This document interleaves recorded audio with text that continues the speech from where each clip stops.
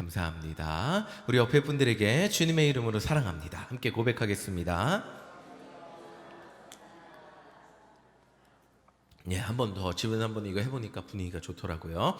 보고 싶었습니다. 한번 해보겠습니다.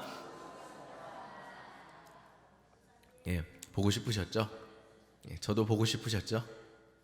예, 반응이 별로 안 좋아서 설교 시작부터 예, 마음의 아픔을 가지고 시작을 하겠습니다.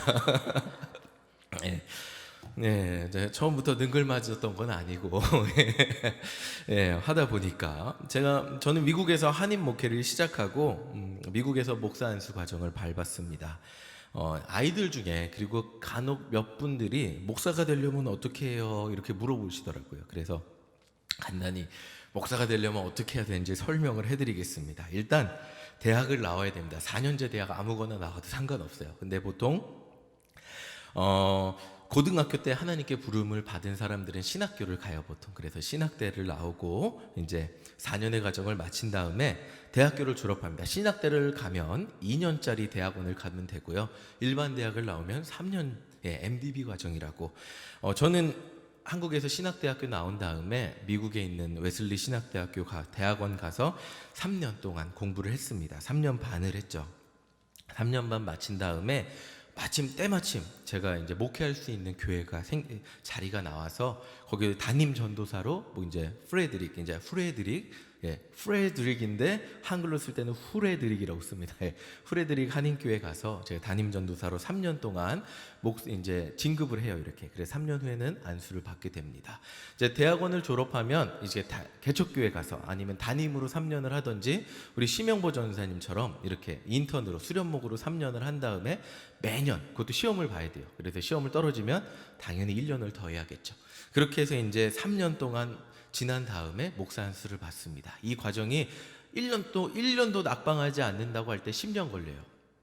10년 걸리는데 저도 이 중간에 이제 목사 이제 전도사 1년 차 하고 담임 전도사 1년 차 하고 시험 보기 위해서 LA로 갔습니다. 저는 워싱턴 DC, 미국 반대편이에요. 동부 서부. 비행기 타고 6시간 걸려요. 비행기 타고 말레이시아가 6시간 걸렸습니다. 참고로 비행기 타고 6시간 걸리는데 거기 가서 이제 면접도 봤는데 첫 해에는 제가 아무 생각 없이 그냥 긴장해서 떨어지면 1년 더 해야 되니까 안 떨어질 그 마음만 가지고 가서 시험만 열심히 보고 LA에서 시험 장소 가서 시험 보고 다시 공항 가서 그냥 돌아왔습니다.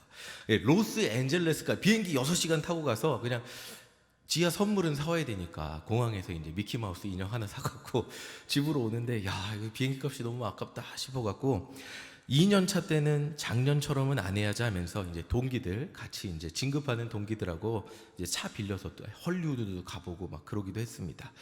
자, 그렇게 자유 시간을 가지다가 면접을 보기 위해서 이제 긴장하고 면접 갈 때는 심 전사님이 새벽 예배 때 설교할 때 얘기해 주셨나요?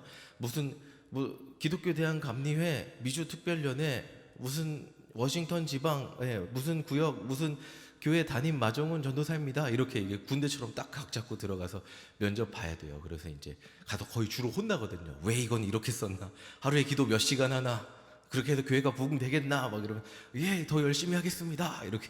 이렇게 이제 하고 면접 보고 들어오는데 긴장이 되잖아요. 이렇게 긴장이 돼서 이제 구석에서 저희들 구석에 앉아 있는데 한 가운데 뭔가 이렇게 아우라라고 그러죠. 뭔가 빛이 나는 한 분이 보였어요. 그분이 이제 보라색 가운, 보라색 셔츠를 입고 이렇게 앉아 있는데 이제 모든 목사님들이 그분한테 가서 아유 안녕하십니까 이렇게 굉장히 예의 바르게 인사를 하는 거예요. 그래서 저분이 누구냐고 옆에 있는 전사님한테 물어보니까 이제 감리교 감독 회장님이래요. 그러니까 이제 모든 목사님이 가서 이제 막 굉장히 예의 바르게 인사를 하는 거예요. 저는 사실 그 전에는 감독 회장님을 직접 어떤 감독 회장님도 제 눈으로 직접 본 적이 없었어요. 그래서 뭐 만나본 적도 없고 감독 회장님 크게 관심도 없었는데 근데 눈에 확 띄는 보라색 딱 셔츠를 입고 그냥 앉아만 있는데 모든 목사님들이 가서 그분한테 가서 딱 인사를 이렇게 너무나 정중하게 하는 거예요. 그러면 그분이 앉아서 아유 그래 김 목사 잘 있었어 박 목사 잘 있었지 막 이러면서 막 이렇게 하시더라고요. 보면서 감독 회장님이 뭔가 다르긴 다르구나. 저는 구석에서 아무도 알아봐 주지 않는 작은 교회 담임인데 감독 회장님은 많은 사람들이 스스로 이렇게 인사하러 오는 모습을 보면서 뭔가 접근하기 어려운 느낌 같은 게 들었습니다. 자, 같은 사람인데 그분과 저는 여러 차이가 있었겠지만 가장 큰 차이는 지금 생각해 보니까 이건 것 같아요.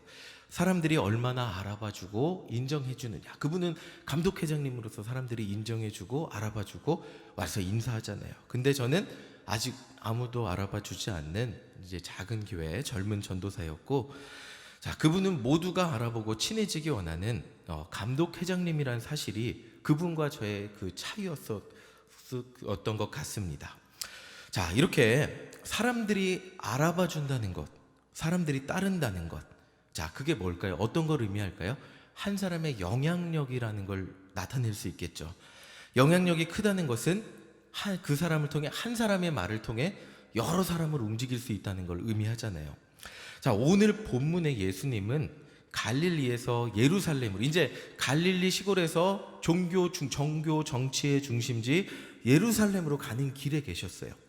자, 이제는 더 이상 작은 마을 나사렛 출신 목수의 아들 젊은 예수가 아니었어요. 아무도 이제 누가복음 14장 정도 오면 아무도 알아봐 주지 않는 시골 사람 예수가 아니었어요. 누가복음 14장 25절 우리 함께 한번 읽어보겠습니다. 시작. 수많은 무리가 함께 갈새 예수께서 돌이키사 이르시되. 자, 이제는 그냥 시골 사람, 예전에는 시골 사람 예수였어요. 젊은 예수. 근데 지금은 수많은 사람들이 따르는 예수님이 된 거예요. 지금 예수님은 갈릴리에서 이스라엘의 종교와 정치의 중심지 예루살렘으로 가는 여정 중에 계셨어요. 이 말이 뭐냐면 예수님 마음속 계획과는 다르겠죠. 예수님의 제자들과 예수님을 따르는 사람들은 예루살렘으로 가는 예수님께 자기들만의 어떤 기대를 가지고 이렇게 모이고 따라갔다는 거예요. 자, 그리고 그 사람들은 특별히 이 제자들은 이렇게 사람이 많이 모이니까 예수님과 예루살렘으로 함께 가면 뭔가 해도 할 수 있겠구나. 이렇게 사람이 많이 모이니까 뭔가 이뤄낼 수 있겠구나 라는 생각을 했을 것입니다. 자, 오늘 성경은 단순히 사람들이 예수님을 많이 따랐다고만 말하는 게 아니에요. 사람들이 예수님을 많이 따랐다는 것은 그만큼 예수님께 어떤 힘이 생겼다고, 특별히 정치적 힘이라고 이야기할 수 있겠죠. 사진 한번 보여주세요. 이 사진. 예, 이게 홍콩 시위에 200만 명이 모였는데 중국이 막 장갑차 탱크를 막 했어도 몰아붙이지는 못했잖아요. 결국에는 이 범죄자 송환법을 철회한다 그래갖고 이렇게 시위를 조금 잦아들게 하려 그랬는데 이 홍콩 사람, 중국 정부가 이렇게 한 발 물러선 이유가 뭘까요? 그거는 사람이 이만큼 많이 모였기 때문이잖아요. 자, 이와 비슷하게 수많은 사람들이 예수님을 따랐어요. 이제는 예수님의 명령이라면, 예수님이 원한다면 이 사람들이 함께 예루살렘에 가서 이제 거칠에 불과한 굉장히 허례허식에 빠진 바리새인과 종교 지도자들을 엎어버릴 수도 있고 로마의 반란을 일으키는 군대를 조직할 수 있는 힘이 생겼다는 걸 의미했어요. 자, 아마 제자들은 이 모인 사람들을 통해서 구체적으로 우리 예수님만 따르면 뭔가 해도 할 수 있겠다라는 기대를 했을 거예요. 근데 정말 안타깝게도 모인 사람들의 기대와는 다르게 예수님은 수많은 사람들을 향해서 이렇게 말씀하십니다. 자, 말씀 한번 보여주세요. 누가복음 14장 26절, 27절 우리 함께 읽어보겠습니다. 시작. 무릇 내게 오는 자가 자기 부모와 처자와 형제와 자매와 더욱이 자기 목숨까지 미워하지 아니하면 능히 내 제자가 되지 못하고 누구든지 자기 십자가를 지고 나를 따르지 않는 자도 능히 내 제자가 되지 못하리라. 자, 보통 뭔가 사람을 모아서 무슨 일을 해보려고 그러면 어떻게 하죠? 한 사람이라도 더 모으려고 하죠. 저만 따라오시면 뭘 해드리겠습니다 이러잖아요. 그렇죠?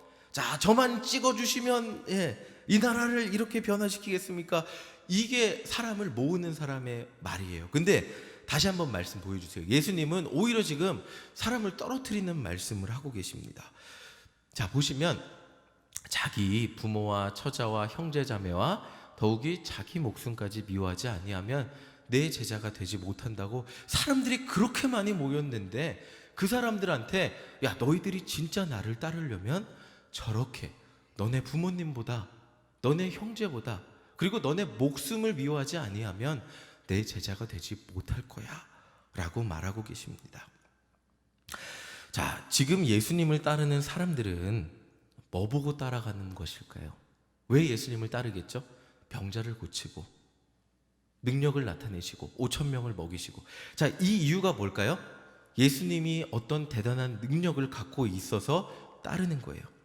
예수님을 따르면 자신들에게 어떤 대단한 능력을 통해 뭐라도 하나를 더 얻을 수 있으니까 따르는 거예요.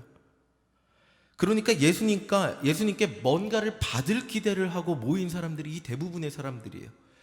자, 더 쉽게 말하면 예수님이 예루살렘으로 가니까 뭔가 일어나도 일어나겠구나 줄 서는 사람도 있었다는 거예요. 자, 그런 사람들의 기대를 아셨을 텐데 예수님은 이렇게 말씀하세요. 26절 다시 한번 보여주세요. 26절. 자, 보세요. 자, 한번 읽어보겠습니다. 시작. 무릇 내게 오는 자가 자기 부모와 처자와 형제와 자매와 더욱이 자기 목숨까지 미워하지 아니하면 능히 내 제자가 되지 못하고. 자, 무언가를 바라고 모인 사람들한테 지금 너희들이 이렇게 하지 않으면 내 제자가 되지 못한다 라는 굉장히 충격적인 이야기를 하고 계시죠. 자, 이 말씀이 우리를 혼란스럽게 할 수 있습니다. 그 이유가 뭐냐면 10계명에 내 부모를 공경하라고 써 있었죠. 근데 지금 부모를 미워하지 않으면, 가족을 사랑하는 건 당연한 건데 예수님 잘 믿으려면 가족을 미워하라니 무슨 말인가? 사랑하는 가족과 자녀를 위해서라면 기도하는 것이 당연한 것 아닌가?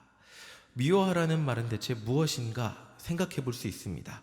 자, 근데 이 당시 유대인들은 이 말을 다 이해할 수 있었어요. 여러분들도 다 알고 있는 얘기요. 이 얘기만 보시면 이 말이 이해가 됩니다. 창세기 22장 10절에서 10절, 12절 우리 함께 읽어보겠습니다. 시작.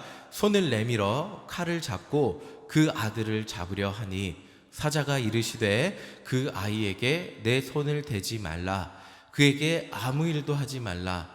내가 내 아들 내 독자까지도 내게 아끼지 아니하였으니 내가 이제야 내가 하나님을 경외하는 줄을 아노라. 자, 이 당시 유대인들이 모두 자신들의 믿음의 조상 아브라함이 했던 자식을 미워했던 사건 다 알고 있었어요. 다시 정확하게 말씀드리면 이 미워한다는 말은 하나님보다 우선순위에 두지 말라는 말로 번역할 수 있다고 합니다. 하나님의 말씀을 가장 우선순위에 두고 하나님의 명령이라면 자녀마저도 하나님의 명령에 순종하여 드리려고 했던 그 사건, 아브라함이 독자 이삭을 하나님께 드리려고 했던 그 사건입니다. 이 사건은 모든 유대인들이 모를 수 없는 그들의 믿음의 조상 아브라함의 이야기였어요. 예수님은 지금 유대인들에게 이 말씀을 하시는 거예요. 너희들이 나를 따르려면, 내 제자가 되려면 아브라함이 하나님의 말을 가장 우선순위에 두고 자식마저도 바쳤던 것 같이 나의 말, 내 말, 예수 그리스도의 말을 하나님의 말과 같이 여기고 순종하고 따라야 된다고 말씀하고 있는 거예요. 다시 말하면 너희들 눈앞에 있는 나를 선지자 중 한 명, 뭐 특별한 능력이 있는 세례 요한과 같이 보지 말고 하나님의 아들로, 내 말을 하나님의 말씀으로, 또 나를 하나님과 같이 경외하며 순종하고 따라야 된다고 말씀하고 있는 것입니다. 자, 누가복음 14장 33절을 우리 함께 읽어보겠습니다. 함께 읽겠습니다. 시작. 이와 같이 너희 중에 누구든지 자기의 모든 소유를 버리지 아니하면 능히 내 제자가 되지 못하리라. 자, 보세요. 이와 같이, 이 앞에 두 가지 예가 있는데 그 예를 일단 뛰어넘고 한번 설명을 해보겠습니다. 이와 같이 너희 중에 누구든지 자기의 모든 소유, 아들까지도 포함되겠죠, 가족까지도 포함되겠죠, 버리지 아니하면 예수님의 제자가 되지 못합니다. 우선순위에서 예수님의 말씀이 첫 번째가 되지 않으면 제자가 되지 못한다는 것, 바로 이것이 예수님의 말씀을 따르기 위해서 모든 것을 뒤로하는 것이 제자의 삶이라는 것입니다. 자, 여기까지 말씀을 들으면 어떠세요? 제자가 쉬울까요? 어려울까요? 어렵죠. 어렵죠. 저도 제자 못하겠다 이런 생각이 들었어요. 제자 어떡해요? 자, 아직 우리의 믿음은 자녀를 바칠 수도, 하나님께 무엇을 바라는 것 없이 그냥 뭐 주세요 없이 기도도 잘 안 될 때가 많습니다. 자, 근데 제가 이 말씀을 생각하며 떠오른 한 성도님의 말이, 저는 이 말이 계속 맴돌 때가 있어요. 매주 주일날 교회에 오고 매주 주일날 교회 봉사하다 보니까 세상 친구가 한 명도 없어요 라고 말하는 이 말이 계속 떠올라요. 저도 미국 생활 7년에 한국 돌아와서 주 6일 일하고 월요일날 쉬니까 만날 수 있는 세상 친구가 거의 없어요. 저도 술도 안 마시니까 사실 만날 친구가 없죠. 미국에 있을 때 제가 한인 택시 아르바이트를 한 적이 있어요. 한국에서 오신 한 분을 태웠는데 이분이 미국 진짜 재미없다, 빨리 한국 가야겠다고 그러시는 거예요. 밤 8시만 되면 어디 가서 놀 데가 없대요. 한국에서는 매일 밤 늦게까지 친구들하고 술 한잔 했는데 여기는 그 문화가 없다는, 그러면서 너무 재미없다고, 빨리 한국 가고 싶다고 제가 그런 말을 들었어요. 자, 근데 제가 3년간 관찰한 결과 우리 성도님들도 집과 교회밖에 모르는 분들이 정말 많으신 것 같아요. 집에 갔다가 교회, 수요일 날 중보기도 하시고 수요 예배 들으시고 목요일 날 전도하시고 금요일 날 전도하시고 그냥 금요일 날 예배 들으시고 집 교회 어쩌다가 한번 세상 친구 만나시고 이런 분들이 많으신 것 같아요. 교회가 삶의 터전이고 교회에서 만나는 분들이 인간관계의 핵심인 성도님들이 많이 계신 것 같습니다. 자, 세상 즐거움 다 버리고 세상 자랑 다 버렸네. 우리가 자랑할 세상 즐거움이 많이 없잖아요. 세상 자랑도 없어진 삶, 그냥 집과 교회밖에 없는 이 삶을 세상 사람들은 불쌍하다고 해요. 근데 우리는 예수님 앞에서 이렇게 세상의 욕심과 자랑을 내려놓은 사람을 제자라고 표현하고 있습니다. 그저 교회 일정과 함께 수요일 예배드리고 목요일 금요일 전도하고, 교회에서 전도하자 그러니까 하나님 어떻게 전도해야 돼요? 기도하자 153 기도운동 하자 그러니까 매일 카톡방에 기도했습니다 올려주시고 이렇게 전도하기 위해 애쓰는 그런 분들을 우리는 성도 또는 제자라고 말하고 있습니다. 저는 노는 것을 정말 좋아했어요. 전도사로 있을 때 제가 가장 자신이 없었던 거는 목사가 되면 새벽 3시에 일어나서 차량 운행해야 되고 갔다 와서 교회를 하고 밤늦게까지 제자 훈련하면 보통 교회는 9시에 집에 간대더라, 이런 얘기를 많이 들었어요. 진짜 그런 교회들 많아요. 아침 새벽 3시부터 차량 운행한 다음에 밤늦게까지, 평일에도 막 화요일 목요일에는 제자 훈련 두 날개 이런 거 해갖고, 자, 그렇게 목사가 되면 교회밖에 모르고 살아야 한다는 말을 그렇게 들었어요. 이게 겁주는 듯이 들었는데 전도사 때 저는 제가 목사가 되면 이렇게 살 수 있을까 이런 생각을 했어요. 그렇게 못 살 것 같다는 생각을 했는데 그냥 교회 안에서 지금은 교회 안에서 살고 있어요. 교회 일 9시까지 할 때도 있고 6시까지 할 때도 있지만 교회 안에서 살고 있습니다. 지금은 교회를 빼고 제 삶을 말을 할 수가 없죠. 다행히 담임 목사님이 쉬는 날은 거의 연락 주지 않으셔갖고 월요일은 푹 쉬지만 평일에는 되게 좋은 담임 목사님이세요. 진짜로 푹 쉬게 해주십니다. 평소에는 이제 퇴근 후에 저녁 먹고 아이들하고 잠깐 놀아주고 이제 큐티하고, 큐티도 한 시간은 걸리잖아요. 큐티하고 남은 잘 시간이에요. 10시 11시 돼요. 그러면 자고, 또 새벽 예배, 그래야 자야지 새벽 예배 때 안 졸거든요. 기도할 때 안 졸려면 11시에는 자야 되니까 또 자고 기도하고. 자, 요즘 그렇게 삽니다. 요즘 유일한 취미는 아이들 사진 찍기고, 이렇게 살다 보니까 별로 만날 수 있는 사람도 많이 없어요. 그리고 세상에 수많은 것들을 즐길 시간도 없죠. 최근에는 기도 시간도 늘렸잖아요. 153 기도운동, 1시간 기도운동, 기도 시간도 늘려갖고 그래서 개인 시간이 더 줄었습니다. 근데 여기 핵심이에요. 중요한 것은 이렇게 사는 삶이 전도사 때 생각했던 것 같이 죽을 것 같지 않아요. 힘들지 않아요. 괴롭지 않아요. 인생에 즐거움이 없어서 목사 못하겠다. 이렇지 않다는 거예요. 오히려 기도하면 할수록 마음이 감사해지는 거를 어떻게 이걸 말로 표현해 할 수가 없어요. 제가 새벽에 기도하고, 저는 최근에 점심에 기도하는 게 제일 좋습니다. 아침에 새벽에 기도하고 아침에 또 여러 일들을 겪다가 마음이 막 바빠지고 분주해질 때 점심에 기도하면 중심이 딱 잡히더라고요.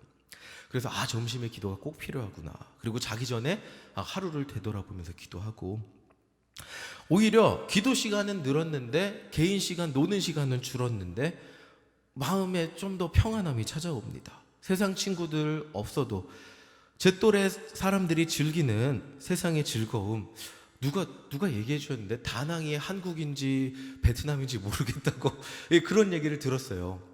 다낭에 가보지 못해도 그런 제 또래 친구들 다 다낭 가보고 하노이 가보고 뭐 그래도 누리지 못해도 그것에 대한 아쉬움은 많이 없습니다. 그저 매일매일 세상에서 잘 되기 위해 기도하는 것보다는 제가 해야 하는 일들과 제가 기도해야 하는 영혼들에 대한 기도를 하면서 이렇게 사는데, 신기한 것은 제 안에서 점점 세상 즐거움에 대한 욕구가 조금씩 사라져 가는데, 어느 순간 그것들이 저도 모르게 조금씩 포기가 되었는데, 그것들이 죽을 것 같이 아깝지 않다는 거예요. 죽을 것 같이 힘들지도 않다는 거예요. 그리고 남들 다 저렇게 행복하게 사는데 남들 사는 모습을 보면서 제가 엄청 손해본 것 같이 괴롭지 않다는 거예요. 자, 제자의 삶이 무엇일까 묵상을 해보다가 세상 즐거움, 세상 자랑, 세상 친구 없어도 예수님 하나로 행복한 삶이 제자의 삶이 아닐까 하는 생각을 해보게 되었습니다. 말씀을 한번 마무리하면서 누가복음 14장 27절을 한번 보겠습니다. 27절 우리 함께 읽어보겠습니다. 시작. 누구든지 자기 십자가를 지고 나를 따르는 않는 자도 능히 내 제자가 되지 못하리라. 자, 제자가 되려면 자기 십자가를 지라고 말씀하셨어요. 십자가를 우리가 우리 인생의 고난을 내 십자가를 지고 살아야죠. 이게 제 십자가죠 라고 보통 말을 합니다.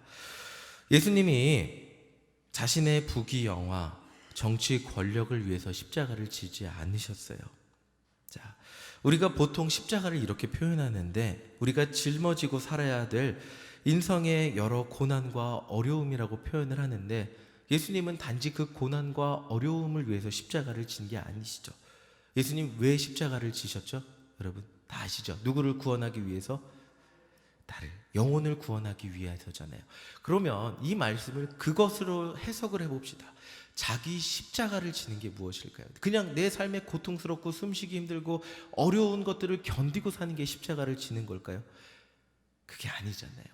예수님은 여러분을 구원하기 위해 십자가를 지셨어요.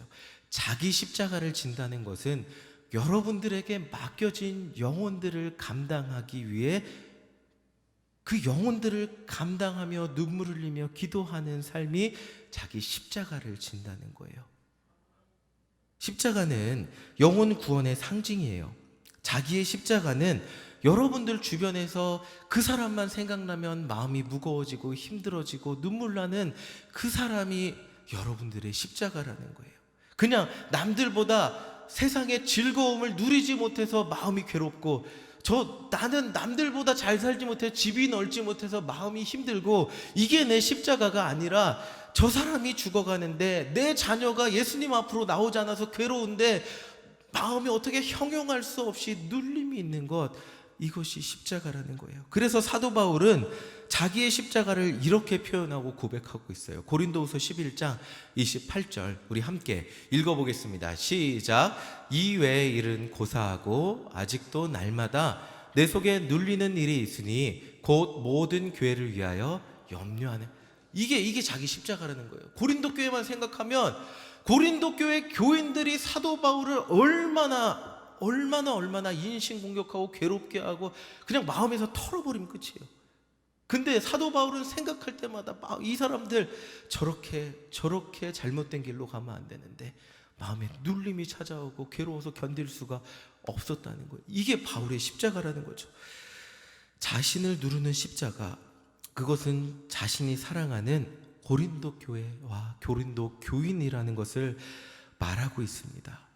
여러분들 예수님의 제자의 삶이 무엇이냐면 세상 즐거움들이 하나 둘씩 포기가 되고, 그리고 내 안에 십자가의 무거움이 내 가슴의 중심이 되는 삶, 그 삶이 제자의 삶입니다. 우리 안에 그 마음이 있기를 간절히 소망합니다. 누가복음 14장 34절 35절 마지막으로 읽고 말씀을 마치겠습니다. 우리 한번 읽어보겠습니다. 시작. 소금이 좋은 것이나 소금도 만일 그 맛을 잃으면 무엇으로 짜게 하리요? 땅에도 거름에도 쓸데없어 내버려지느니라. 들을 귀가 있는 자는 들을지어다 하시니라. 자, 여러분들이 소금이 되라고 말씀하신 게 아니죠. 여러분들은 성도는 제자는 소금입니다. 소금을 다른 곳에 밭에 버리면 어떻게 되죠? 그 밭이 망가지잖아요. 염분 때문에 망가지잖아요. 소금은 오직 음식에 들어갈 때만. 또 인터넷을 찾아봤어요. 저염식을 하면 그것도 건강에 안 좋다네요. 사람에게는 적당한 소금이 있어야 된다고 하네요. 자, 여러분들은 소금입니다. 여러분들 주변의 사람들에게 가서 적절한 짠맛을 통해서 영혼 구원의 역할을 하시는 사람들이 여러분들이에요. 근데 제자가, 성도가 영혼 구원의 역할을 감당하지 못하고 세상 가운데 나간다면 어떻게 될까요? 그 세상이 병들어 밭이 망쳐지게 돼요. 그런 경우들을 우리는 신문이나 뉴스에서 가끔씩 보게 됩니다. 그리스도인인데 세상 가운데서 잘못된 행실로 세상 가운데 더 어지러움을 가져다주는 그런 예들을 보기도 합니다. 그러나 대부분의 우리 성도들은 우리의 십자가를 지고 소금의 역할을 다할 때 우리를 통하여 생명이 살아나게 되는 것입니다. 자, 하나님, 예수님, 교회, 기도, 집, 가정밖에 모른다고 하나님 나 이거밖에 몰라요, 내 인생 뒤돌아보니 뭐가 남았나요? 라고 말하시는 것이 아니라 이것밖에 몰라서 감사합니다 하는 우리 모두가 되시기를 간절히 소망합니다. 세상에 잘 나가는 친구 없어도, 세상에 떵떵거리며 보여줄 집 한 채, 100평짜리 집 없어도 내 인생은, 내 중심은 예수님 중심이고 하나님 중심이기 때문에 세상에 잘 나가고 그것 부귀영화를 자랑하는 친구들보다 나는 감사합니다. 나는 예수님의 참 제자이기 때문입니다.